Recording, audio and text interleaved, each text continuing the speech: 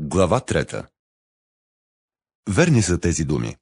Стреми ли се някой към епископство, той желае добро служение. Ето защо епископът трябва да е безукорен, мъж на една жена, въздържан, благоразумен, скромен, гостоприемен, способен да поучава. Да не бъде пияница, побойник, користолюбив, а кротък, миролюбив и безкористен. Да може да управлява добре своя дом и да държи децата си в послушание и уважение към всички. Защото който не умее да управлява собствения си дом, как ще се грижи за Божията църква?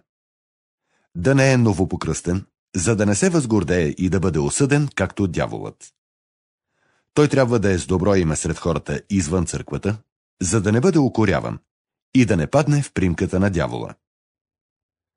Дяконите също трябва да бъдат почтени, да не са двулични, да не са пристрастени към вино, нито користолюбиви, да съхраняват с чист живот тайнството на вярата.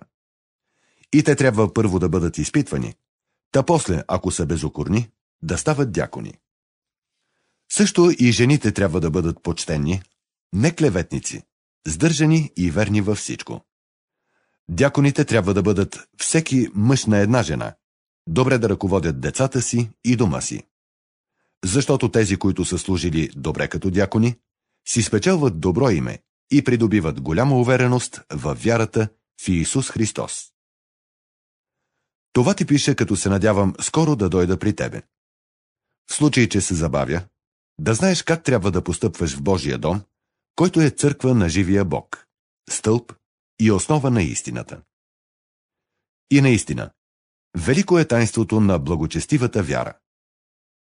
Бог се яви в плът, засвидетелстван беше от духа, видян от ангели, проповядван между народи, приет беше с вяра в света, възнесе се в слава.